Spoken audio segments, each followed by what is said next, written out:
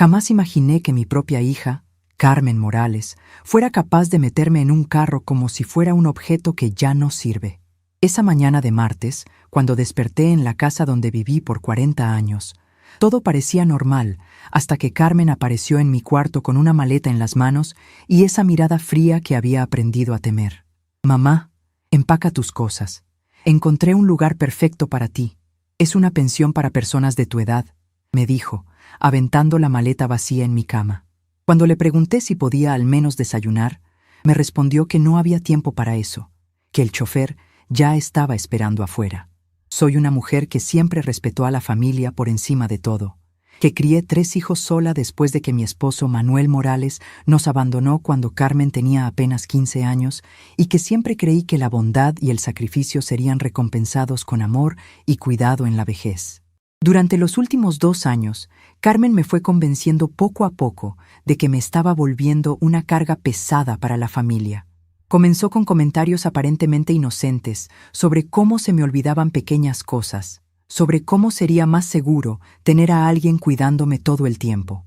Después pasó a hablar sobre cómo mi presencia estaba limitando la vida social de ella y su marido Rafael Hernández, sobre cómo ocupaba demasiado espacio en la casa que técnicamente aún era mía. Cuando mis otros hijos, Antonio Morales y Francisco Morales, trataban de defenderme, ella siempre tenía argumentos listos sobre cómo ellos no entendían la presión diaria de cuidar a una persona mayor. Gradualmente, mis hijos se fueron alejando, visitando menos, llamando menos, hasta que solo quedó Carmen como mi cuidadora autoproclamada. Pero hace 3 meses, cuando escuché una conversación telefónica de ella con una amiga hablando sobre resolver definitivamente la situación de la suegra, comencé a sospechar que algo más serio se estaba planeando. Lo que ellos no sabían era que en estos últimos 3 meses, después de escuchar esa conversación que me asustó tanto, había buscado ayuda legal discretamente. Encontré al licenciado Roberto Vázquez por recomendación de la vecina doña María González, y él me había orientado sobre mis derechos y sobre cómo protegerme. Comenzamos a organizar documentos y revisar la situación legal de todos los bienes que estaban a mi nombre, pero aún no tenía el valor de dar el paso final. Esa pensión a donde ella me estaba llevando sería la gota que derramó el vaso para tomar una decisión definitiva. 3 semanas antes de ese martes fatídico, Carmen me había informado casualmente durante la cena que había tomado una decisión definitiva sobre mi futuro, como si yo fuera una niña incapaz de decidir por mí misma. «Mamá, ya hablamos tanto de esto. Tienes que aceptar que ya no puedes vivir sola. Encontré un lugar donde vas a tener compañía, vas a hacer amigas de tu edad, vas a tener cuidados médicos adecuados», me dijo, cortando mi intento de protesta con un gesto impaciente de la mano. Rafael solo movió la cabeza en acuerdo, evitando mi mirada. Cuando traté de llamar a Antonio y Francisco, esa misma noche, descubrí que Carmen ya había hablado con ellos días antes, pintando un cuadro sombrío de mi deterioro mental y la necesidad urgente de cuidados especializados. Me llamaron 2 días después, ambos pareciendo genuinamente preocupados, pero ya convencidos de que Carmen estaba haciendo lo mejor para mí. Fue en ese momento que llamé al licenciado Roberto y le dije: «Licenciado, creo que ya llegó la hora de ejecutar ese plan del que hablamos». Durante esas 3 semanas de preparación, mientras Carmen organizaba mi traslado a la pensión, yo estaba organizando algo completamente diferente. El licenciado Roberto me había explicado con paciencia infinita que la casa donde todos vivían aún estaba registrada únicamente a mi nombre, que la cuenta bancaria principal seguía siendo mía, que varias propiedades que había adquirido a lo largo de los años con mi trabajo aún estaban registradas solo a mi nombre. Había trabajado durante 40 años limpiando casas ajenas para poder comprar mi propia casa. Había ahorrado peso por peso para darles a mis hijos una educación que yo nunca pude tener. Había vendido mis pocas joyas para que Carmen pudiera estudiar contabilidad.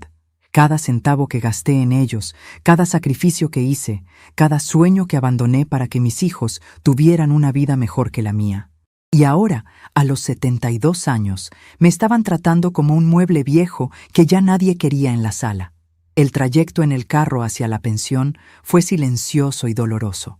Carmen iba en el asiento delantero hablando por teléfono sobre asuntos pendientes, mientras yo miraba por la ventana las calles de Guadalajara que había recorrido durante décadas. El chofer, un hombre mayor llamado don José, me miraba por el espejo retrovisor con una expresión de compasión que me hizo entender que él había sido testigo de situaciones similares antes. ¿Su primera vez en una pensión, señora?, me preguntó con voz amable. Sí, respondí, pero espero que no sea por mucho tiempo. Carmen volteó bruscamente al escuchar mi respuesta, con esa mirada de advertencia que había perfeccionado durante años. Mamá, ya hablamos de esto. Tienes que tener una actitud positiva, me dijo con esa voz condescendiente que usaba cuando quería hacerme sentir como una niña malcriada. Cuando llegamos a la pensión San Rafael, Carmen se bajó del carro primero y comenzó a hablar con la encargada como si yo no estuviera presente. Mi mamá es muy tranquila, no va a dar problemas. Solo necesita que alguien esté pendiente de ella, que se asegure de que tome sus medicamentos, ese tipo de cosas. La señora Guadalupe Jiménez, la dueña de la pensión, me recibió con amabilidad genuina, pero pude ver en sus ojos que había escuchado explicaciones similares muchas veces antes. Señora Esperanza, bienvenida a su nuevo hogar. Aquí va a estar muy cómoda, ya verá. Carmen se despidió de mí con un abrazo rápido y una frase que se me quedó grabada para siempre. Va a ser mejor para ti, mamá. Ya verás que en unos días te vas a acostumbrar. No hubo lágrimas, no hubo promesas de visitarme pronto, no hubo explicaciones sobre cuándo volvería a ver mi casa. Solo una sonrisa fría y el ruido del carro alejándose. Mi cuarto en la pensión era pequeño pero limpio, con una cama individual, un ropero viejo y una ventana que daba al patio interior. Mientras desempacaba las pocas cosas que Carmen había considerado necesarias para mi nueva vida, encontré una fotografía familiar que se había colado entre mi ropa. Era de la Navidad pasada, todos sonriendo en la sala de mi casa, Carmen abrazándome con esa sonrisa que ahora entendía era completamente falsa. En esa foto yo parecía feliz, rodeada de mi familia, sin saber que ya estaban planeando deshacerse de mí. Guardé la foto en el cajón del buró y me senté en la cama, sintiendo por primera vez en mi vida una soledad que me abrumara completamente. Pero también sentí algo más, una determinación silenciosa que crecía en mi pecho como una llama pequeña pero constante. Esa primera noche en la pensión apenas pude dormir. Escuchaba los sonidos desconocidos de un lugar nuevo, otras señoras tosiendo en cuartos vecinos, el ruido de la calle, el tic-tac de un reloj de pared en el pasillo. Pero más que los sonidos externos, lo que me mantenía despierta era el eco de las palabras de Carmen. Va a ser mejor para ti, mamá. ¿Mejor para quién realmente? ¿Para mí, que había perdido mi hogar y mi independencia en una sola mañana? ¿O para ella, que ahora tenía la casa completamente a su disposición, sin la molestia de una madre mayor? Durante esas horas de insomnio, comencé a recordar todas las señales que había ignorado durante meses. Las conversaciones que se detenían cuando yo entraba a una habitación, las miradas que Rafael y Carmen intercambiaban cuando yo expresaba alguna opinión, la forma en que habían empezado a tomar decisiones sobre mi casa sin consultarme. Al día siguiente, durante el desayuno en el comedor común de la pensión, conocí a otras mujeres que estaban viviendo situaciones similares a la mía.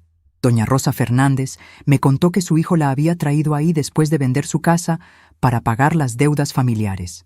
Doña Elena Castillo me explicó que su hija había decidido que era demasiado peligroso que viviera sola después de que se cayó una vez en el baño. Doña Antonia Ruiz me confesó que su familia había tomado la decisión por su propio bien después de que empezó a crear conflictos innecesarios sobre cómo manejaban su dinero. Todas teníamos historias diferentes, pero el patrón era el mismo. Hijos adultos que habían decidido que sabían mejor que nosotras lo que era bueno para nuestras vidas. Pero lo que más me llamó la atención fue la actitud de resignación de estas mujeres. Hablaban de sus situaciones como si fueran inevitables, como si no tuvieran ningún poder para cambiar las cosas. Así son los hijos de ahora, decía doña Rosa con un suspiro. No es como antes, cuando los hijos cuidaban a los padres en su propia casa. Doña Elena aseguraba que, por lo menos estamos seguras aquí, ya no somos una preocupación para nuestras familias. Yo las escuchaba y sentía que algo se rebelaba dentro de mí. No quería resignarme, No quería aceptar que mis 72 años significaran que había perdido el derecho a decidir sobre mi propia vida. Esa tarde, mientras las otras señoras veían televisión en la sala común, me fui a mi cuarto y saqué el papel con el teléfono del licenciado Roberto. Durante meses había estado preparando un plan para proteger mis bienes y mi independencia, pero había esperado no tener que usarlo. Ahora, sentada en esa cama desconocida en un lugar que nunca había elegido como mi hogar, entendí que ya no había más opciones. Marqué el número con manos temblorosas, pero decididas. Licenciado Roberto, soy Esperanza Morales. Creo que ya es momento de ejecutar todo lo que hemos planeado. Su voz al otro lado del teléfono sonó comprensiva pero profesional. Señora Esperanza, ¿está completamente segura de que quiere proceder? Una vez que entreguemos estos documentos, no habrá marcha atrás. Le expliqué lo que había pasado en las últimas 24 horas, cómo Carmen me había llevado a la pensión sin mi consentimiento real, cómo había tomado decisiones sobre mi vida como si yo fuera incapaz de pensar por mí misma. Licenciado, pasé 2 años permitiendo que me convencieran de que era una carga. Ahora entiendo que la única carga era mi falta de valor para defender mis propios derechos. Esa noche, por primera vez desde que había llegado a la pensión, dormí profundamente, no porque estuviera en paz, sino porque finalmente había tomado una decisión que me devolvía algo de control sobre mi vida. Al día siguiente comenzaría una nueva etapa, una en la que ya no sería la víctima silenciosa de las decisiones de otros. Carmen había jugado su última carta cuando me puso en ese carro con una maleta y una frase fría. Lo que no sabía era que yo tenía una mano mucho mejor que la suya y estaba a punto de mostrar todas mis cartas. Durante los siguientes 3 días en la pensión, mantuve una rutina tranquila mientras esperaba que el licenciado Roberto preparara todos los documentos finales. Desayunaba con las otras señoras, participaba en las actividades de la tarde, ayudaba con pequeñas tareas domésticas. Por fuera parecía una mujer mayor adaptándose resignadamente a su nueva realidad. Por dentro sentía una calma extraña, la tranquilidad que viene de saber que pronto se haría justicia. Carmen me llamó una sola vez durante esos días, supuestamente para ver cómo me estaba adaptando. Su voz sonaba aliviada, casi alegre. «Mamá, ¿verdad que ya ves que fue la mejor decisión? Suenas mucho más tranquila». Le dije que sí, que estaba muy tranquila, que había tomado varias decisiones importantes durante esos días. «¿Qué tipo de decisiones?», me preguntó con un tono ligeramente preocupado. «Decisiones sobre mi futuro, mija. Ya te vas a enterar». Cuando colgué el teléfono, la señora Guadalupe me miró con curiosidad. «Se escucha como una mujer que tiene un plan», me dijo con una sonrisa. «Así es, señora. Y es un plan que llevo preparando desde hace mucho tiempo». El viernes por la mañana, exactamente una semana después de haber llegado a la pensión, sonó mi teléfono. Era el licenciado Roberto. «Señora Esperanza, todo está listo. Los documentos van a ser entregados esta tarde. ¿Está preparada para las consecuencias?». Le dije que había estado preparándome para este momento durante años, desde la primera vez que Carmen me hizo sentir como un estorbo en mi propia casa. «Proceda, licenciado. Ya es hora de que mi familia entienda quién realmente ha estado sosteniendo a quién durante todos estos años». Esa tarde, mientras organizaba mis pocas pertenencias para la mudanza que tendría lugar al día siguiente, sonreí por primera vez desde que había llegado a la pensión.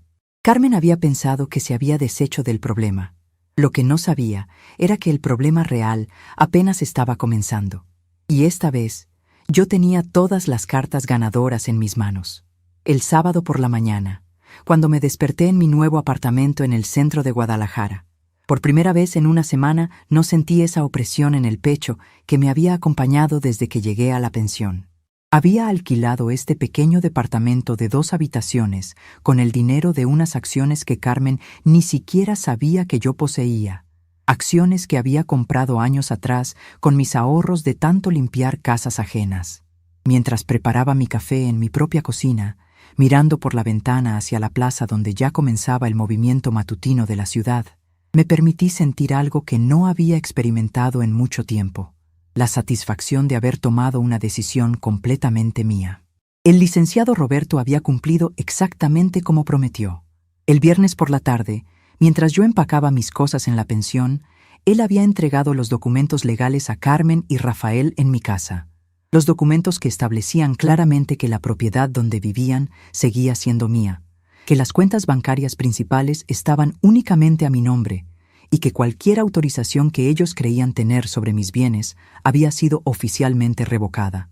Pero más importante que eso, había un documento adicional que Carmen aún no había tenido tiempo de leer completamente: la modificación de mi testamento, retirando completamente sus derechos de herencia y dejando todo dividido únicamente entre Antonio y Francisco.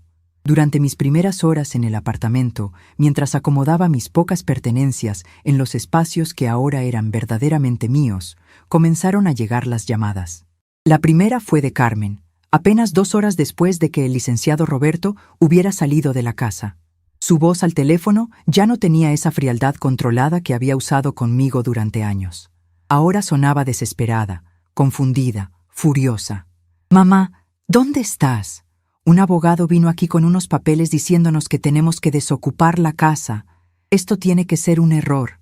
Tú no puedes hacer esto», le respondí con la voz más tranquila que pude conseguir, sintiendo una extraña paz interior que no había experimentado en años. «Carmen, no hay ningún error. Durante 2 años me convenciste de que era una carga para la familia. Ahora he decidido dejar de ser una carga para ti de la manera más definitiva posible». Hubo un silencio largo al otro lado de la línea, y cuando Carmen volvió a hablar, su voz temblaba de una manera que no había escuchado desde que era niña. «Mamá, no puedes hacernos esto. Nosotros te cuidamos, te dimos un hogar, nos preocupamos por ti». Y fue en ese momento cuando algo dentro de mí se rompió, pero no de la manera que ella esperaba. «Carmen», le dije, sintiendo que cada palabra salía de un lugar muy profundo de mi alma. Me dieron un hogar en mi propia casa. Me cuidaron tomando decisiones sobre mi vida sin consultarme. Se preocuparon por mí lo suficiente como para meterme en un carro y llevarme a una pensión sin preguntarme si eso era lo que yo quería. Ahora entiendo perfectamente qué tipo de cuidado y preocupación me estaban ofreciendo. Carmen trató de interrumpirme, pero por primera vez en años no se lo permití. «Tuviste 2 años para tratarme como tu madre. Elegiste tratarme como un problema. Las decisiones que tomé son las consecuencias naturales de esas elecciones». Después de colgar el teléfono, me senté en el pequeño sofá de mi nueva sala y por primera vez desde la muerte de mi esposo Manuel hace 15 años, lloré. Pero no fueron lágrimas de dolor o de autocompasión. Fueron lágrimas de alivio, lágrimas de una mujer que finalmente había recuperado el control sobre su propia vida. Durante todos estos meses de humillaciones silenciosas, de comentarios despectivos sobre mi edad y mis capacidades, de decisiones tomadas a mis espaldas sobre mi futuro, había mantenido mis sentimientos guardados. Ahora, en la privacidad de mi propio hogar, me permití sentir todo el dolor que había estado acumulando durante tanto tiempo. Las memorias comenzaron a llegar como olas que me atingían como un rayo, una tras otra. Recordé cuando Carmen tenía 8 años y se enfermó de neumonía, cómo trabajé turnos dobles durante semanas para pagar los medicamentos que necesitaba. Recordé las noches en que me quedaba despierta cosiendo ropa para vender, ahorrando cada peso para poder comprarle los útiles escolares que necesitaba. Recordé el día que se graduó de la secundaria, cómo brillaban sus ojos cuando me agradeció por todos los sacrificios que había hecho para darle una educación. Recordé cuando se casó con Rafael, cómo me pidió que les prestara dinero para el enganche de su primer apartamento, dinero que nunca me devolvieron, pero que yo nunca les reclamé porque eran mis hijos, y eso era lo que una madre hacía. Pero también recordé cuándo comenzaron los cambios sutiles, cómo después de que Manuel murió y yo quedé completamente sola, Carmen comenzó a hacer comentarios sobre lo difícil que debía ser para mí mantener una casa tan grande. Cómo empezó a sugerir que sería más seguro si ellos se mudaran conmigo para cuidarme. Cómo gradualmente fueron tomando más espacio en mi casa, más control sobre las decisiones domésticas, más autoridad sobre mi vida diaria. Recordé el momento exacto en que dejé de sentirme como la dueña de mi propia casa y comencé a sentirme como una huésped tolerada en mi propio hogar. El domingo por la mañana, Antonio llegó a mi apartamento. Su cara mostraba una mezcla de confusión, preocupación y algo que me pareció culpa. Se sentó en mi pequeña mesa de cocina y me miró con los ojos húmedos. Mamá, no sabía nada de lo que estaba pasando realmente. Carmen nos dijo que tú habías pedido ir a la pensión, que estabas preocupada por tu seguridad viviendo sola. Le serví una taza de café y me senté frente a él, sintiendo una tristeza profunda al ver cómo mi hijo había sido manipulado por su hermana. Antonio, ¿cuándo fue la última vez que hablaste conmigo directamente sobre mis sentimientos? ¿Cuándo fue la última vez que me preguntaste qué era lo que yo realmente quería? Antonio bajó la mirada, probablemente recordando todas las conversaciones que había tenido con Carmen sobre mí, conversaciones en las que yo nunca había participado. Carmen decía que era mejor no presionarte con preguntas, que ya estabas lo suficientemente confundida. Le expliqué entonces todo lo que había pasado durante los últimos 2 años, los comentarios constantes sobre mi deterioro, las decisiones tomadas sin consultarme, la forma en que Carmen había manipulado gradualmente la percepción de toda la familia sobre mi capacidad mental. Hijo, durante 2 años permití que tu hermana me convenciera de que me estaba volviendo senil, pero nunca perdí la claridad mental. Lo que perdí fue la confianza en mi derecho a defender mis propias necesidades. Antonio se quedó callado durante mucho tiempo, procesando probablemente todas las señales que había ignorado, todas las veces que había aceptado la versión de Carmen sobre mi estado mental sin cuestionarla. Mamá, si hubiéramos sabido, comenzó a decir, pero lo interrumpí suavemente. Antonio, ahora ya lo saben. La pregunta es, ¿qué van a hacer con esta información? Le expliqué que las decisiones legales que había tomado eran irreversibles, que Carmen había perdido permanentemente cualquier derecho sobre mis bienes, pero que mi relación con él y con Francisco podía continuar si ellos realmente querían una relación basada en respeto mutuo y no en la manipulación. Esa tarde, después de que Antonio se fue, recibí una llamada de Francisco. Su voz sonaba diferente, más madura, más consciente de la gravedad de la situación. Mamá, acabo de hablar con Antonio. Quiero que sepas que nunca, ni por un momento, pensé que tú eras una carga para nadie. Si me alejé de las visitas fue porque Carmen siempre parecía tener todo bajo control, y pensé que mi presencia solo complicaría las cosas. Francisco había vivido en otra ciudad durante los últimos años, trabajando como ingeniero, y sus visitas habían sido cada vez menos frecuentes. Ahora entendía que Carmen había usado esa distancia para controlar la información que él recibía sobre mi situación. Francisco, le dije, sintiendo que mi corazón se llenaba de una calidez que no había sentido en mucho tiempo. Nunca dudé de tu amor por mí, pero necesito que entiendas que lo que pasó con Carmen no fue un malentendido o una mala comunicación.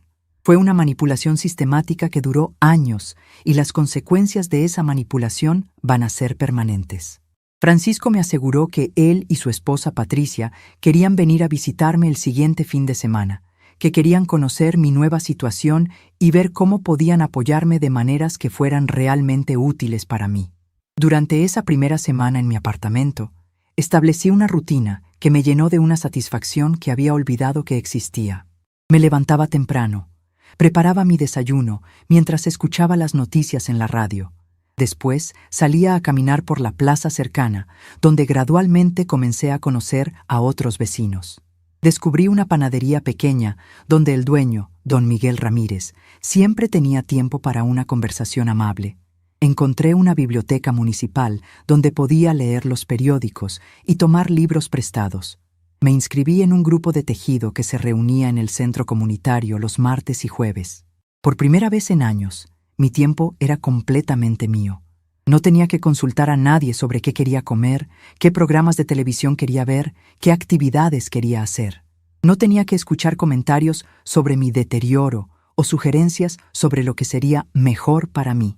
La libertad de tomar decisiones simples sobre mi vida diaria me parecía un lujo extraordinario después de 2 años de sentirme como una menor de edad en mi propia casa. El miércoles por la tarde, mientras regaba las plantas pequeñas que había comprado para mi balcón, sonó el teléfono. Era Carmen, pero su voz sonaba completamente diferente a la llamada desesperada del viernes anterior. Ahora sonaba fría, calculadora, amenazante. Mamá, hablé con un abogado. Me dijo que lo que hiciste se puede revertir si demostramos que no estás en tus cabales para tomar decisiones legales.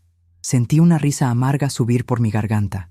Carmen, ¿de verdad crees que un abogado va a ayudarte a demostrar que estoy senil?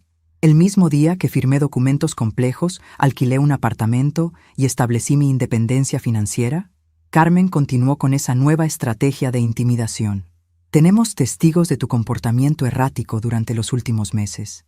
Rafael y yo documentamos todas las veces que te confundiste, todas las decisiones irracionales que tomaste. Le respondí con una calma que me sorprendió incluso a mí misma. Carmen, documenta esto. Tu madre, a los 72 años, identificó una situación de abuso emocional, contactó asistencia legal, organizó un plan para proteger su patrimonio y ejecutó ese plan perfectamente. Si eso te parece comportamiento errático, tal vez necesitas consultar la definición de esa palabra. Esa noche, mientras escribía en el pequeño diario que había comenzado a llevar desde que me mudé al apartamento, reflexioné sobre todos los años en que había permitido que otras personas definieran mi capacidad y mi valor. Escribí sobre las veces que había dudado de mi propia percepción cuando Carmen me decía que había olvidado conversaciones que nunca habían ocurrido. Escribí sobre la vergüenza que había sentido cuando ella hablaba de mi deterioro delante de otras personas, como si yo no estuviera presente. Escribí sobre la soledad de sentirme invisible en mi propia casa, de tener mis opiniones constantemente desestimadas como productos de la confusión senil. Pero también escribí sobre la fortaleza que había encontrado en mí misma durante estos últimos días. Escribí sobre la satisfacción de haber tomado control de mi vida de una manera tan completa y definitiva. Escribí sobre la paz que sentía al despertar cada mañana en un lugar donde nadie cuestionaba mi derecho a existir tal como soy. Escribí sobre la esperanza de que los años que me quedaban serían años vividos en mis propios términos, rodeada únicamente de personas que me valoraran como soy. El jueves por la mañana recibí una visita inesperada. Era doña María González, mi antigua vecina, la misma que me había recomendado al licenciado Roberto. Traía un pastel casero y una sonrisa que me recordó todos los años de amistad genuina que habíamos compartido. Esperanza, vine a ver cómo estás en tu nueva vida. Nos sentamos en mi pequeña sala y me contó que Carmen había ido a su casa buscando información sobre mi estado mental, tratando de encontrar evidencia de que yo no estaba capacitada para tomar decisiones legales. Le dije exactamente lo que pienso, me contó doña María con una sonrisa traviesa. Le dije que su madre es la mujer más inteligente y fuerte que conozco, y que si ella no puede ver eso, el problema está en sus ojos, no en la mente de su madre. Su apoyo me llenó de una gratitud profunda. Durante todos esos meses de dudas sobre mi propia percepción, había sido tranquilizador saber que al menos una persona veía la situación claramente. María, no sabes lo importante que fue tu apoyo durante todo este proceso. Había momentos en que casi me convencía de que realmente me estaba volviendo senil. Doña María me tomó de las manos con firmeza. Esperanza, he conocido a muchas mujeres en situaciones similares a la tuya. Hijos adultos que deciden que saben mejor que sus madres lo que es bueno para ellas, que confunden el envejecimiento normal con la incapacidad mental, que usan el cuidado como excusa para el control. Lo que tú hiciste requirió mucho valor y mucha claridad mental. Cualquier persona que diga lo contrario está ciega o está mintiendo. Esa tarde, mientras caminaba por la plaza cercana a mi apartamento, observé a las familias que paseaban juntas. Abuelos que caminaban tomados del brazo con sus hijos adultos. Nietos que corrían hacia sus abuelas para recibir abrazos y dulces. Sentí una punzada de tristeza por lo que había perdido, pero también una sensación extraña de alivio. Ya no tenía que fingir que las interacciones forzadas con Carmen eran genuinas expresiones de amor familiar. Ya no tenía que pretender que me sentía querida cuando en realidad me sentía tolerada. La pérdida de una relación familiar falsa era dolorosa, pero también era liberadora. El viernes por la noche, exactamente una semana después de que el licenciado Roberto hubiera entregado los documentos, Carmen hizo su último intento de manipulación. Llegó a mi apartamento sin avisar, con los ojos rojos de llorar y una actitud completamente diferente a la frialdad amenazante de días anteriores. Mamá, por favor, ¿podemos hablar como madre e hija? Sé que cometí errores, pero podemos arreglar esto en familia. La dejé entrar y le ofrecí asiento, pero mantuve una distancia emocional que nunca antes había establecido con ninguno de mis hijos. Carmen, habla, escucho. Comenzó con una serie de disculpas que sonaban ensayadas, explicaciones sobre cómo todo había sido un malentendido, promesas sobre cómo las cosas serían diferentes si yo perdonaba este error. Pero no mencionó ni una sola vez las acciones específicas que había tomado contra mí. No reconoció la manipulación sistemática, no se disculpó por haberme hecho sentir como una carga, no mostró ninguna comprensión real de por qué yo había tomado las decisiones que tomé. Carmen, le dije cuando terminó su discurso preparado, ¿cuál exactamente fue el error que cometiste? Se quedó callada por un momento, probablemente esperando que yo le facilitara las cosas como siempre había hecho antes. El error fue no comunicarme mejor contigo sobre las decisiones que tomamos. Su respuesta me confirmó que aún no entendía la magnitud de lo que había hecho. No, Carmen. El error fue decidir que tenías derecho a controlar mi vida. El error fue tratarme como un objeto en lugar de como tu madre. El error fue 2 años de manipulación emocional. Cuando se fue esa noche, sin haber conseguido la reconciliación que esperaba, supe que probablemente sería la última vez que intentaría acercarse a mí con promesas falsas. Y aunque sentí una tristeza profunda por la muerte definitiva de nuestra relación madre-hija, también sentí algo que no había experimentado en años: la tranquilidad de saber que nunca más tendría que soportar ser tratada como menos de lo que soy por alguien que supuestamente me ama. Esa noche, antes de acostarme en mi propia cama, en mi propio apartamento, agradecí en silencio por el valor que había encontrado para defender mi dignidad. No sabía qué me deparaba el futuro, pero sabía que sería un futuro escogido por mí, vivido según mis propios términos, en compañía únicamente de personas que me valoraran tal como soy. Y por primera vez en mucho tiempo, eso me parecía más que suficiente. 2 semanas después de mudarme a mi apartamento, recibí una llamada que cambió completamente el rumbo de los acontecimientos. Era el licenciado Roberto, y su voz sonaba más seria de lo usual. Señora Esperanza, necesito informarle que Carmen y Rafael han contratado a un abogado para intentar declarar nulos los documentos que firmamos. Están alegando incompetencia mental. Me senté lentamente en mi silla favorita junto a la ventana, sintiendo una mezcla de tristeza y determinación. Carmen no se conformaría con perder el control sobre mi vida y mis bienes tan fácilmente. Licenciado, ¿qué tan serio es esto? El licenciado Roberto me explicó que aunque era poco probable que tuvieran éxito, el proceso legal podía ser largo y costoso. Sin embargo, señora, tengo una propuesta que podría resolver esta situación de manera más definitiva. ¿Recuerda que mencionamos la posibilidad de vender la casa y establecer un fideicomiso? Durante nuestras conversaciones iniciales, habíamos discutido esta opción como una medida extrema, pero ahora parecía no solo apropiada, sino necesaria. Licenciado, explíqueme exactamente qué significaría eso.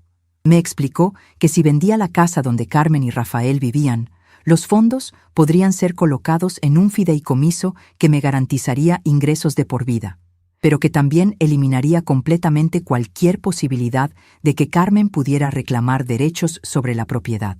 Además, señora, esto nos daría una posición legal mucho más fuerte. Es difícil argumentar incompetencia mental contra alguien que está manejando activamente transacciones financieras complejas. La idea me pareció no solo práctica, sino poéticamente apropiada. Carmen había usado mi casa como base para controlar mi vida. Ahora esa misma casa se convertiría en el instrumento de mi libertad definitiva. Esa misma tarde, comencé a tomar las acciones que cambiarían todo para siempre. Primero, llamé a una agencia inmobiliaria reconocida en Guadalajara y pedí una cita para evaluar la casa. La agente, una mujer profesional llamada licenciada Patricia Sandoval, vino a mi apartamento al día siguiente para discutir los detalles. Señora Morales, necesito ser honesta con usted. Desalojar a inquilinos que se resisten puede ser complicado, especialmente cuando son familia. Le expliqué que no eran inquilinos, sino ocupantes sin derechos legales, y que tenía toda la documentación necesaria para demostrar mi propiedad absoluta de la casa. La licenciada Sandoval revisó todos mis documentos y su expresión se volvió más confiada. En ese caso, señora, podemos proceder sin problema.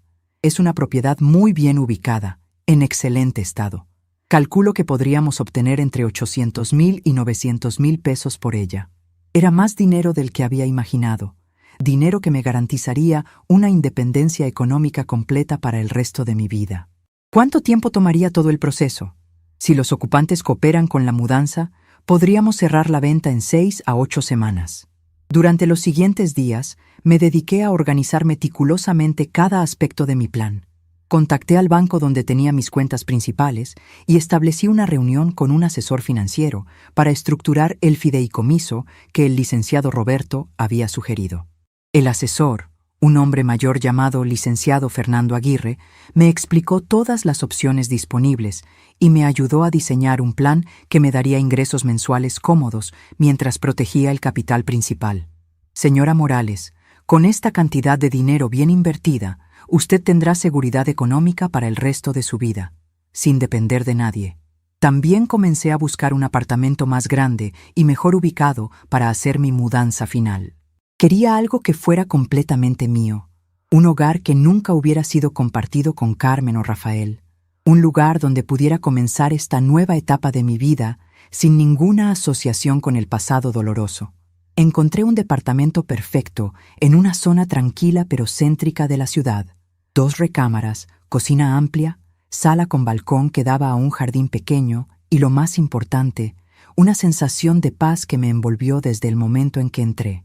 El viernes por la mañana, exactamente 3 semanas después de haberme mudado a mi apartamento temporal, le di al licenciado Roberto la autorización final para proceder con todos los trámites legales. Licenciado, quiero que entregue el aviso de desalojo el lunes por la mañana.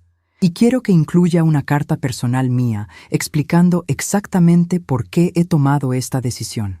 Pasé todo el fin de semana escribiendo esa carta, pesando cada palabra, asegurándome de que Carmen entendiera completamente que esto no era una reacción emocional, sino una decisión calculada y definitiva.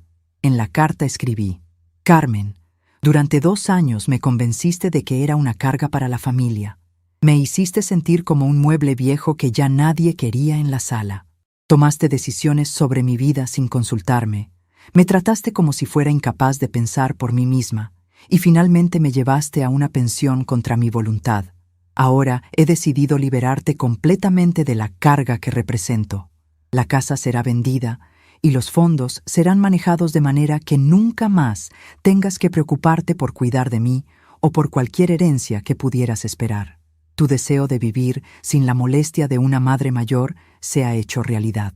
El domingo por la noche, mientras repasaba todos los documentos que serían entregados al día siguiente, sentí una calma extraña, la tranquilidad que viene de saber que finalmente se haría justicia completa. Durante años había sido la víctima silenciosa de la manipulación de Carmen. Ahora era yo quien controlaba completamente la situación, quien tenía todas las cartas ganadoras, quien determinaría el futuro de todos los involucrados. Carmen había jugado un juego donde creía que tenía todas las ventajas. Estaba a punto de descubrir que había subestimado completamente a su oponente. El lunes por la mañana, a las 9 en punto, el licenciado Roberto y un notario público llegaron a la casa donde Carmen y Rafael vivían. Llevaban el aviso oficial de desalojo, la documentación de la venta inminente y mi carta personal. Según me contó después el licenciado, Carmen abrió la puerta esperando probablemente algún trámite menor relacionado con su demanda de incompetencia mental. Lo que recibió en cambio fue la noticia de que tenía 30 días para desocupar completamente la propiedad. La reacción fue dramática, me contó el licenciado Roberto cuando vino a mi apartamento esa misma tarde. Primero shock, después negación, después furia. Rafael trató de argumentar que tenían derechos como residentes de largo plazo, pero cuando le mostré la documentación legal, se quedó callado. Carmen había gritado que esto era una venganza cruel, que yo me había vuelto loca, que ella no tenía a dónde ir. Le recordé que usted vivió durante una semana en una pensión que ella eligió para usted, así que supongo que ella podrá encontrar alternativas también. Esa misma tarde, como era de esperarse, comenzaron las llamadas desesperadas. Carmen me llamó llorando, suplicando, prometiendo cambios, ofreciendo disculpas que sonaban huecas después de todo lo que había pasado. Mamá, por favor, no puedes hacernos esto. No tenemos dinero para rentar otro lugar, no tenemos ahorros. Rafael perdió su trabajo el mes pasado. Era interesante cómo toda la información importante sobre sus vidas aparecía solamente cuando necesitaban algo de mí.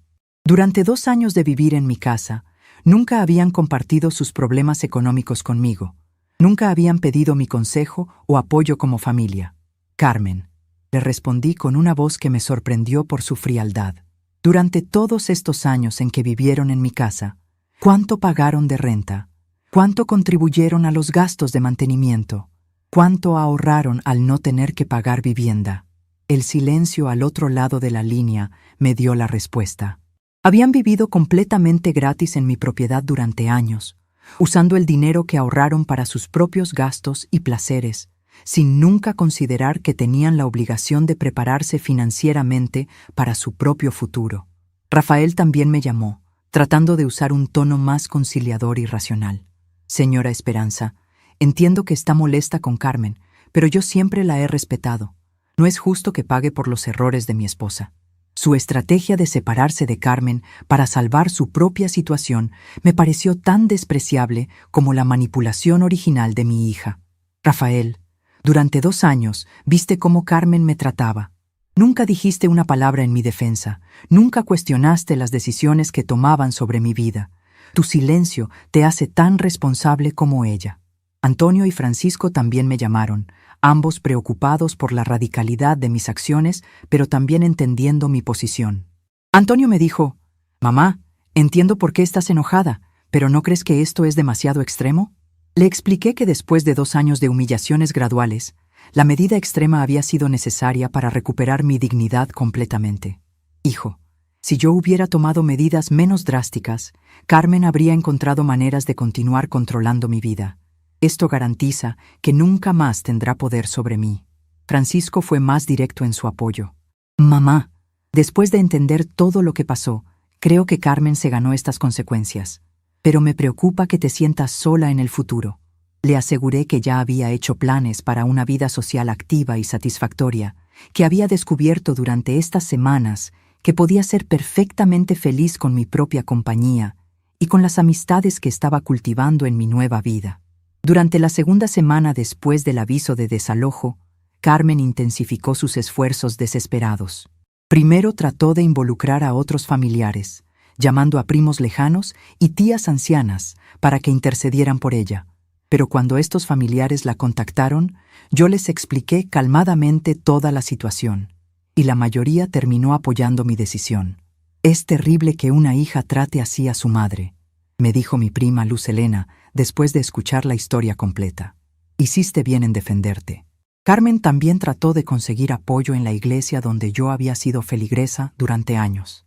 Fue a hablar con el padre Miguel, contándole una versión distorsionada de los eventos donde ella aparecía como la hija sacrificada que había cuidado devotamente a su madre ingrata. Pero el padre Miguel me conocía desde hacía décadas, y cuando me llamó para preguntarme mi versión de los hechos, le conté la verdad completa.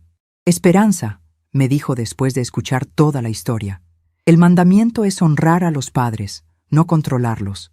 Tu hija necesita aprender que el respeto no se puede exigir a través de la manipulación». El miércoles de esa semana, Carmen hizo su intento más desesperado. Llegó a mi apartamento con una maleta, diciendo que había dejado a Rafael y que quería comenzar de nuevo conmigo. «Mamá, me di cuenta de que tienes razón. Fui una mala hija. Déjame quedarme contigo. Déjame demostrarte que puedo cambiar». Su actuación era convincente, pero yo había aprendido a reconocer la manipulación detrás de sus lágrimas. «Carmen, si realmente hubieras entendido lo que hiciste mal, no estarías aquí pidiendo algo para ti. Estarías disculpándote sin esperar nada a cambio». Le expliqué que era demasiado tarde para reparar el daño que había causado, que la confianza que había destruido no se podía reconstruir con promesas desesperadas. Tuviste 2 años para tratarme con dignidad. Elegiste el camino de la manipulación y el control. Ahora tienes que vivir con las consecuencias de esas elecciones. Cuando se fue esa noche, llorando y gritando que yo era una madre cruel e inflexible, supe que finalmente había entendido que su poder sobre mí había terminado para siempre. El jueves, recibí una llamada inesperada del abogado que Carmen había contratado para la demanda de incompetencia mental. El licenciado José Ramírez me pidió una reunión para discutir una resolución amigable del conflicto legal. Acepté reunirme con él en las oficinas del licenciado Roberto con todos mis asesores presentes. El licenciado Ramírez llegó con una propuesta que me reveló completamente la desesperación de Carmen. Señora Morales, mi cliente está dispuesta a retirar la demanda de incompetencia mental si usted accede a cancelar la venta de la casa y permitir que ellos continúen viviendo ahí pagando una renta razonable. La propuesta me confirmó que Carmen finalmente había entendido que no tenía ninguna posibilidad de ganar la demanda legal, pero aún esperaba negociar algún tipo de compromiso. Licenciado Ramírez, dígale a su cliente que no hay ninguna negociación posible. La venta de la casa procederá según lo planeado. El licenciado Ramírez insistió en conocer mis términos para una resolución pacífica, pero yo ya había tomado mi decisión final. Mis términos son muy simples. Su cliente tiene 18 días restantes para desocupar la propiedad. Si coopera con el proceso de mudanza, no tomaré acciones legales adicionales. Si interfiere con la venta o trata de dañar la propiedad, enfrentará las consecuencias legales completas. El abogado se fue claramente frustrado, probablemente dándose cuenta de que su cliente le había mentido sobre la viabilidad de su caso. El viernes de esa semana, 3 semanas después del aviso de desalojo, recibí la confirmación que había estado esperando. La licenciada Patricia Sandoval me llamó para informarme que había encontrado compradores serios para la casa. Una pareja joven con excelente historial crediticio que podía cerrar la compra en efectivo. Señora Morales, están ofreciendo 850,000 pesos y pueden firmar el contrato la próxima semana si la propiedad está desocupada según lo programado. Esa noche, mientras preparaba mi cena en mi pequeña cocina, reflexioné sobre la magnitud de lo que había logrado en apenas un mes. Había pasado de ser una mujer controlada y manipulada en su propia casa a ser una mujer completamente independiente, financieramente segura y libre de relaciones tóxicas. Carmen había apostado a que yo era demasiado débil, demasiado dependiente, demasiado condicionada por el amor maternal para defenderme efectivamente. Había calculado mal en todos los aspectos. El sábado por la mañana, mientras regaba mis plantas en el balcón de mi apartamento, vi pasar un camión de mudanzas en dirección a mi antigua casa. Carmen había decidido finalmente cooperar con el desalojo en lugar de enfrentar las consecuencias legales de resistirse. Sentí una mezcla extraña de tristeza y alivio. La tristeza era por la muerte definitiva de la relación con mi hija, una pérdida que siempre me dolería sin importar cuánto me hubiera lastimado ella. El alivio era por saber que finalmente era libre de su manipulación para siempre.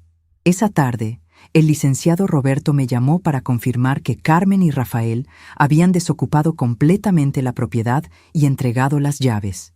Señora Esperanza, la casa está lista para la inspección final de los compradores.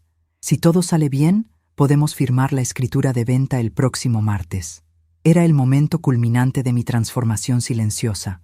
En 6 semanas había pasado de víctima a victoriosa, de controlada a controladora, de dependiente a completamente independiente.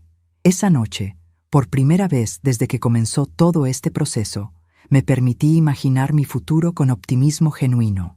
Tendría seguridad económica para el resto de mi vida, un hogar hermoso que sería completamente mío, relaciones familiares basadas en respeto mutuo con Antonio y Francisco, y la libertad de vivir cada día según mis propios términos.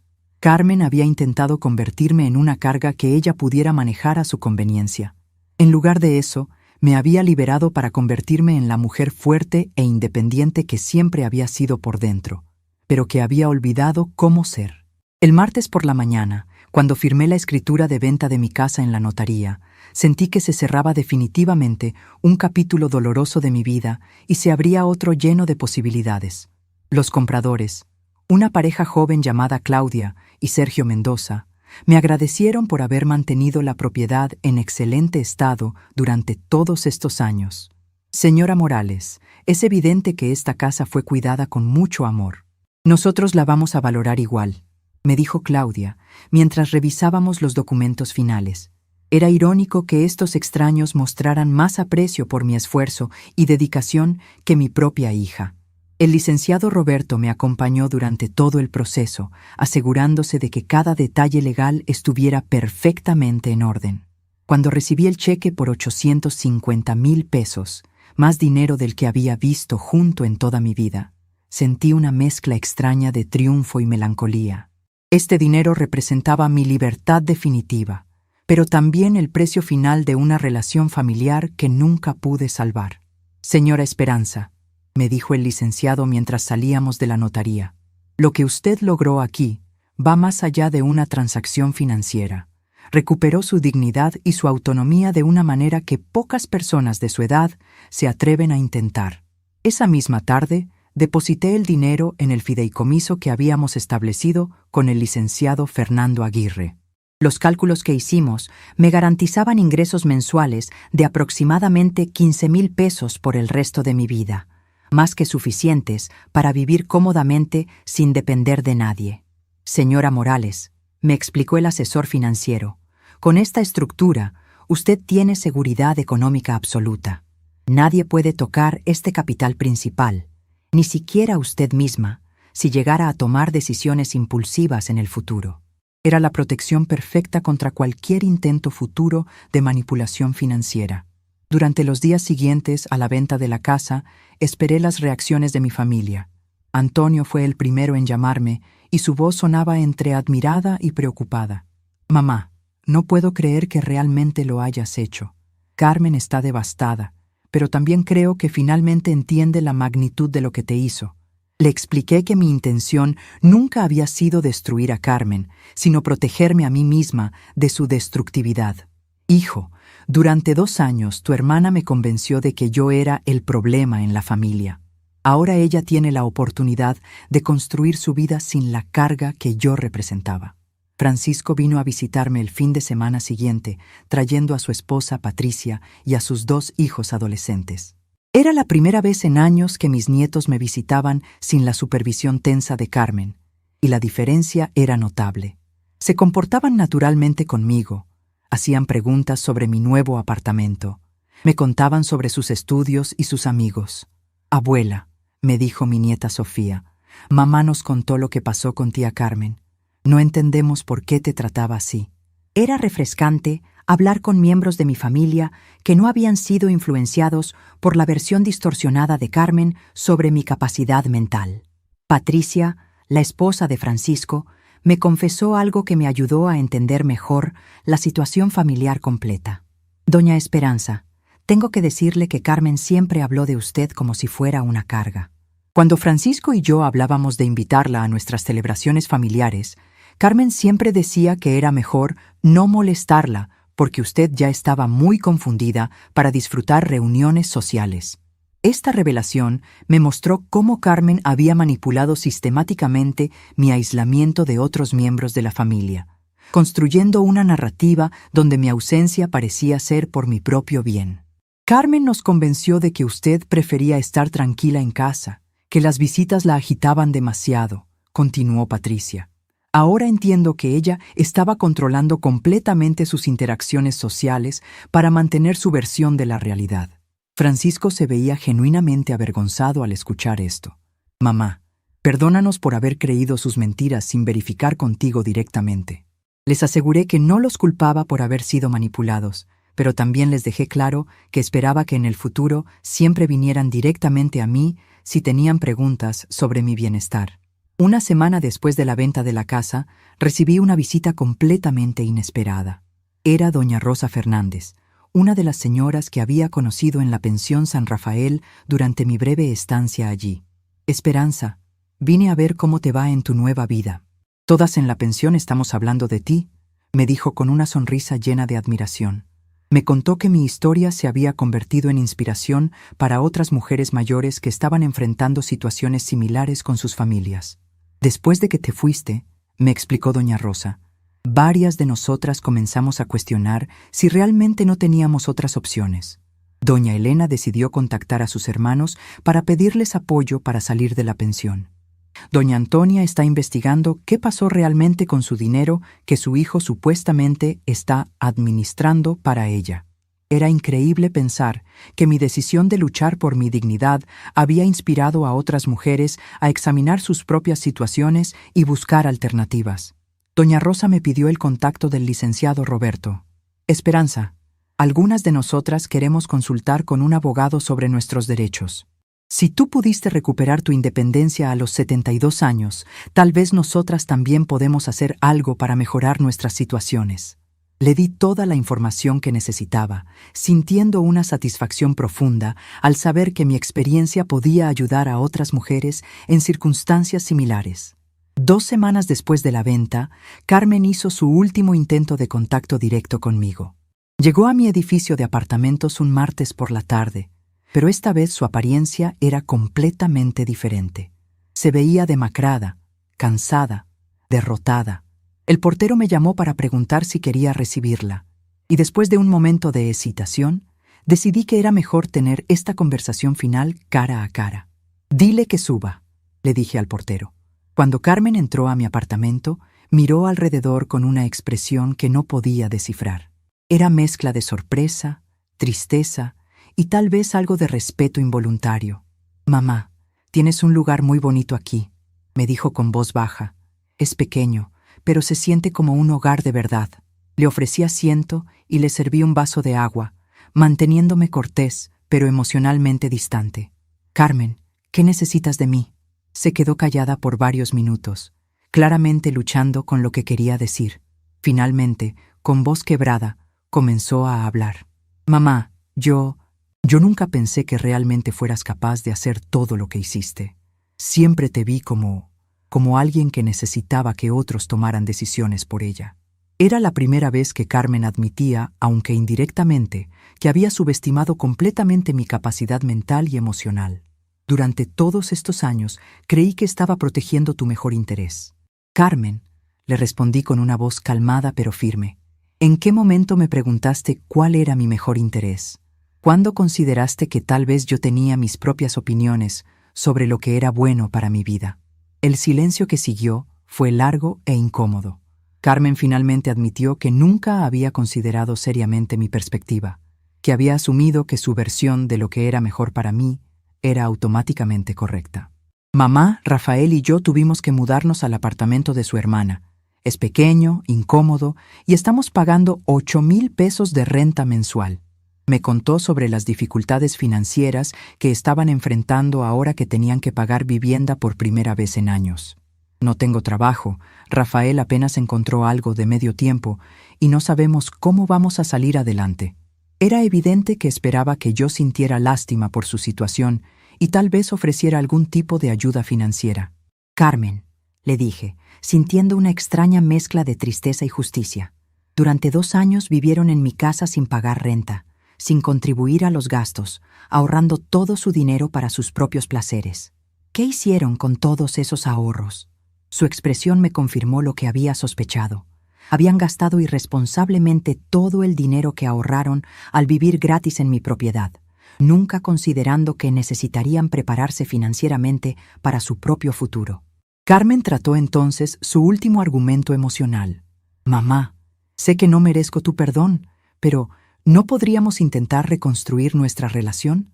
Soy tu hija, y a pesar de todo, te amo».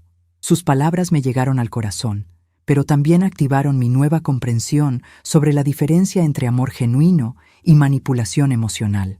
«Carmen, si realmente me amas, respetarás la decisión que he tomado de vivir mi vida sin tu influencia. El amor verdadero no trata de controlar o manipular». Le expliqué que las decisiones que había tomado eran irreversibles, no por crueldad, sino por necesidad de autoprotección. «Tuviste años para tratarme con dignidad y respeto. Elegiste el camino del control y la manipulación. Ahora tienes que construir tu vida basándote en tus propios recursos y capacidades, no en la explotación de otros. Carmen se fue esa tarde llorando, pero por primera vez entendiendo completamente que su poder sobre mí había terminado para siempre. En las semanas siguientes, comencé a construir activamente mi nueva vida social.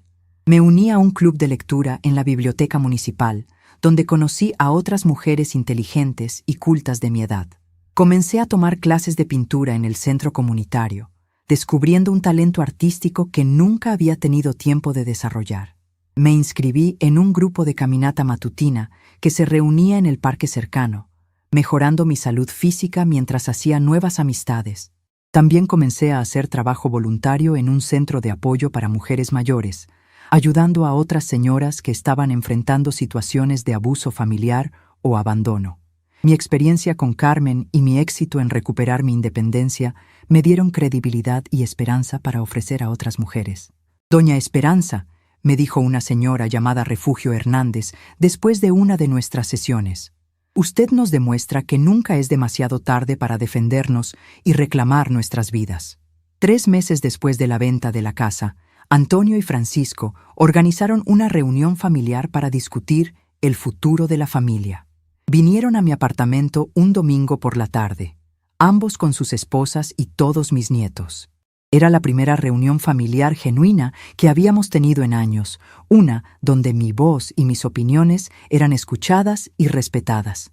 «Mamá», me dijo Antonio, «queremos asegurarnos de que sepas que tienes familia que te ama y te respeta. Lo que pasó con Carmen no representa cómo todos nos sentimos sobre ti». Francisco fue más directo en su apoyo. «Mamá, después de ver todo lo que lograste por ti misma, tengo más respeto por ti ahora que nunca antes en mi vida. Demostraste que eres más fuerte e inteligente de lo que cualquiera de nosotros había entendido». Sus palabras me llenaron de una satisfacción profunda, la satisfacción de ser finalmente vista y valorada por quien realmente soy. Establecimos nuevas tradiciones familiares que respetaban mi autonomía mientras mantenían vínculos genuinos. Antonio y su familia me visitarían el primer domingo de cada mes. Francisco y su familia harían lo mismo el tercer domingo. Celebraríamos cumpleaños y días festivos juntos, pero siempre con mi participación voluntaria y entusiasta, nunca por obligación o manipulación emocional. Mis nietos tenían mi número de teléfono y permiso para llamarme directamente cuando quisieran hablar conmigo. También establecimos claramente que Carmen no sería incluida en estas reuniones familiares. Aunque algunos miembros de la familia inicialmente expresaron esperanza de una reconciliación eventual, yo fui firme en mi posición. Carmen cruzó líneas que no se pueden descruzar. Permitir su regreso al círculo familiar sería minimizar la gravedad de lo que me hizo y abrir la puerta para que repita esos comportamientos. La familia finalmente aceptó y respetó mi decisión. 6 meses después de todo este proceso, recibí una llamada que me sorprendió profundamente. Era el padre Miguel de mi antigua parroquia. «Esperanza, tengo que contarte algo que creo que te va a interesar. Carmen vino a verme la semana pasada. Me explicó que Carmen había buscado consejería espiritual, aparentemente experimentando una crisis personal profunda después de perder su relación conmigo y enfrentar las consecuencias financieras de sus acciones. Me pidió que intercediera contigo para una reconciliación», me contó el padre Miguel. Pero cuando me explicó toda la situación desde su perspectiva, me di cuenta de que aún no entiende realmente lo que hizo mal. Sigue viendo todo esto como un malentendido que se salió de control, no como un patrón de abuso emocional que duró años. Le agradecí al padre Miguel por haberme informado, pero le confirmé que mi decisión de mantener distancia de Carmen era definitiva. «Padre», le expliqué, «he encontrado paz en mi nueva vida. Tengo relaciones familiares saludables con mis otros hijos, tengo seguridad económica, tengo amistades genuinas, y tengo la satisfacción de saber que otras mujeres se han inspirado en mi ejemplo para mejorar sus propias situaciones. Permitir que Carmen regrese a mi vida pondría en riesgo todo lo que he construido». Esa noche, mientras escribía en mi diario sobre la conversación con el padre Miguel, reflexioné sobre el año extraordinario que había vivido.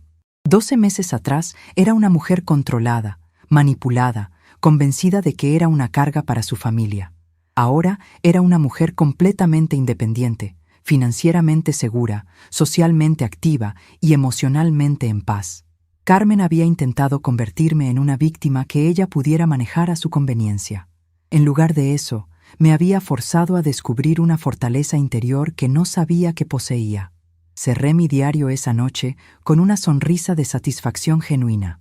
Mañana me levantaría en mi propio hogar.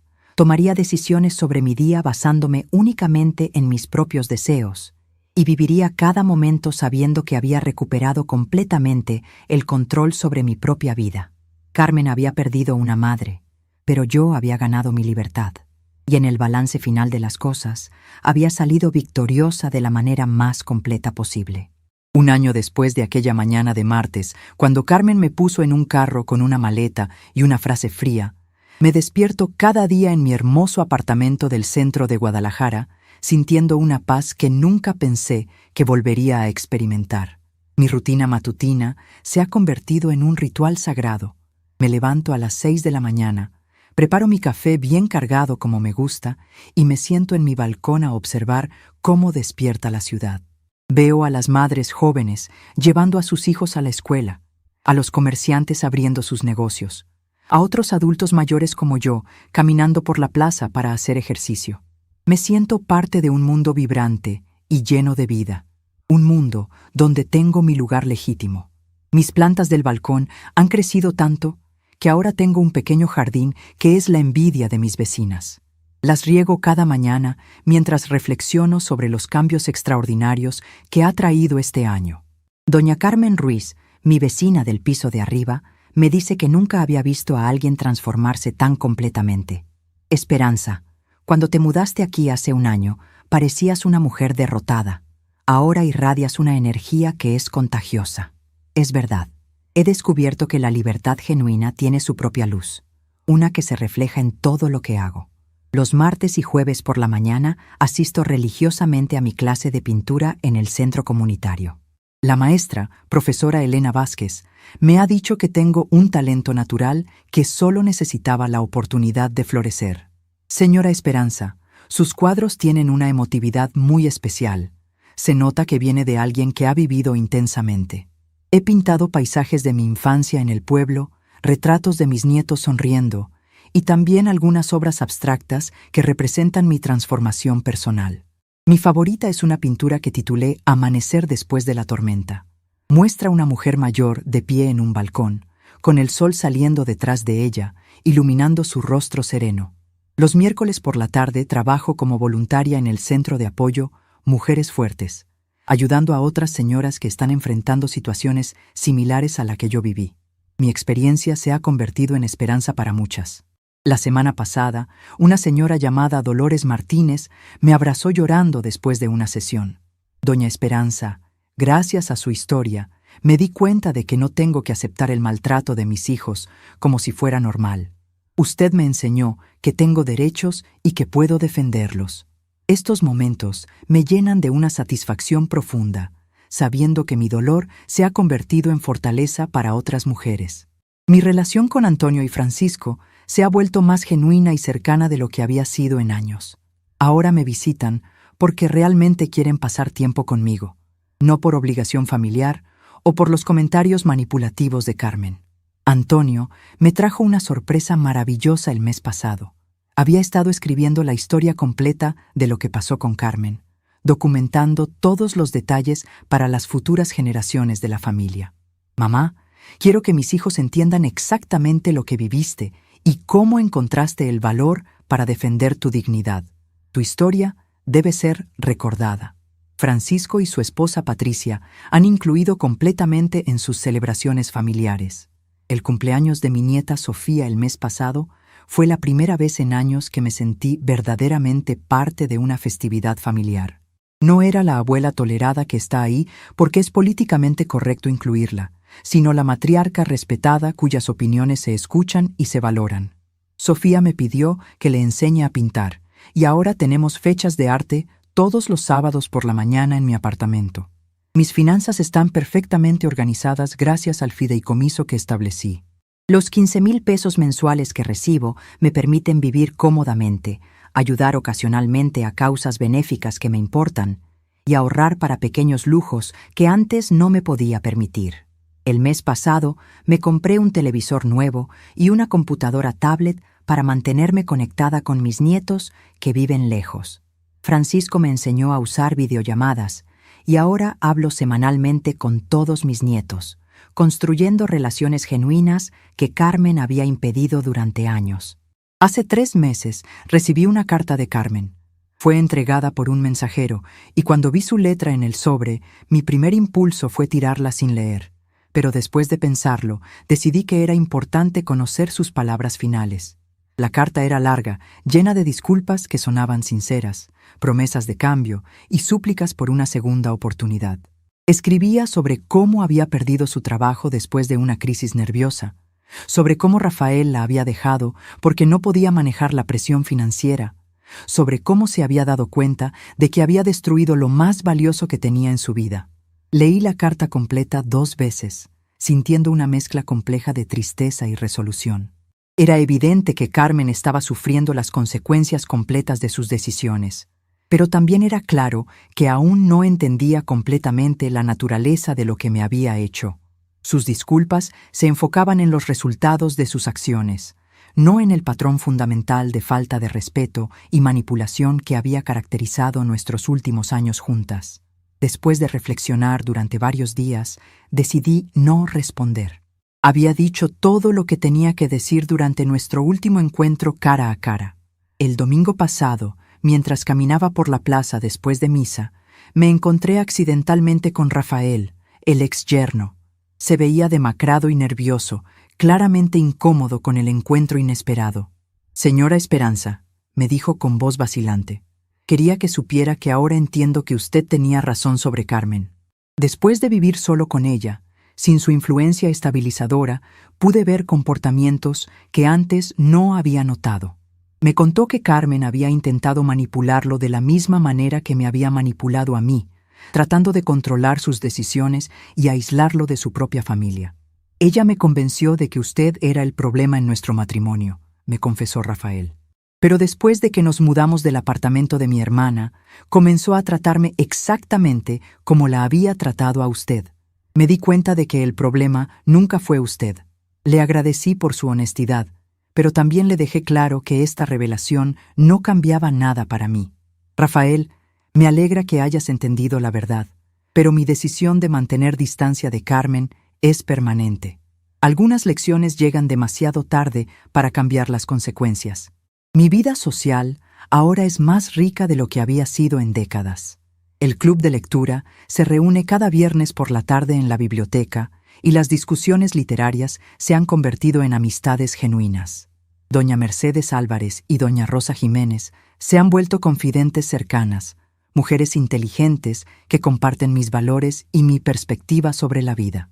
También participo en un grupo de baile folclórico para adultos mayores que se presenta en festivales comunitarios. Redescubrir mi amor por la danza tradicional mexicana me ha conectado con una parte de mí misma que había estado dormida durante años.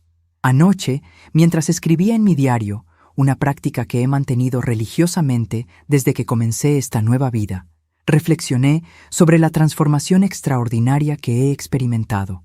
Hace apenas un año, era una mujer que había permitido que otros definieran su valor y controlaran sus decisiones. Había aceptado gradualmente la narrativa de que era una carga, un problema a resolver, una persona cuyas necesidades y deseos eran menos importantes que la conveniencia de otros. Ahora soy una mujer que despierta cada mañana con propósito y entusiasmo, que toma decisiones basadas únicamente en sus propios valores e intereses, que está rodeada de personas que la valoran y respetan tal como es. He aprendido que la edad no me hace menos capaz de defender mis derechos, que la soledad elegida es infinitamente preferible a la compañía tóxica, y que nunca es demasiado tarde para reclamar la propia dignidad. Mi teléfono ya no suena con llamadas manipuladoras ni conversaciones que me hacen sentir pequeña. En su lugar, recibo llamadas de mis nietos contándome sobre sus logros escolares, de Antonio coordinando las próximas reuniones familiares, de Francisco compartiendo planes para las vacaciones, de mis nuevas amigas invitándome a actividades sociales. Cada conversación me afirma como persona valiosa, no me disminuye. Esta mañana, mientras regaba mis plantas y observaba el bullicio matutino de la plaza, sonreí al recordar las palabras que Carmen me había dicho aquel martes fatídico. Va a ser mejor para ti, mamá. Tenía razón, aunque no de la manera que ella pensaba. Ser forzada a abandonar una situación tóxica me obligó a descubrir mi propia fortaleza, a construir una vida auténtica, a rodearme únicamente de relaciones genuinas y respetuosas. Carmen quería que yo desapareciera silenciosamente de su vida para que ella pudiera vivir sin la molestia de una madre mayor. En cierto sentido, le cumplí ese deseo. Desaparecí de su vida completamente, pero no como la víctima derrotada que ella esperaba, sino como una mujer que eligió su propia libertad sobre la aceptación de un amor condicional e irrespetuoso. El silencio que ahora existe entre Carmen y yo no es el silencio del resentimiento o la amargura. Es el silencio de la paz. El silencio de una mujer que finalmente entendió que algunas batallas se ganan no luchando, sino caminando hacia una vida mejor. Es el silencio de alguien que ya no necesita demostrar su valor a personas que nunca estuvieron dispuestas a verlo. Esta tarde, como todos los días, me sentaré en mi balcón con una taza de té, observaré mi pequeño jardín floreciente y agradeceré en silencio por haber encontrado el valor para elegir mi propia dignidad por encima del miedo al conflicto. A veces, el mayor nuevo comienzo es el silencio que una elige mantener. Estamos curiosos para saber hasta dónde esta historia llegó. ¿De dónde estás viendo? Comenta abajo.